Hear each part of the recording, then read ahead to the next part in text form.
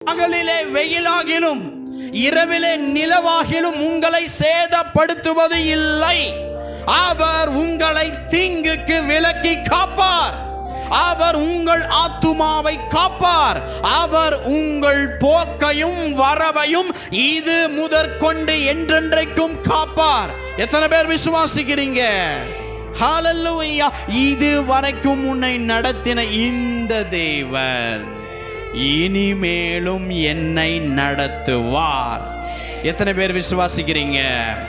உங்க அவிவிசுவாசத்தை பார்த்து சொல்லுங்க, இனி நான் விசுவாசிப்பேன், இனி நான் பயப்பட மாட்டேன்.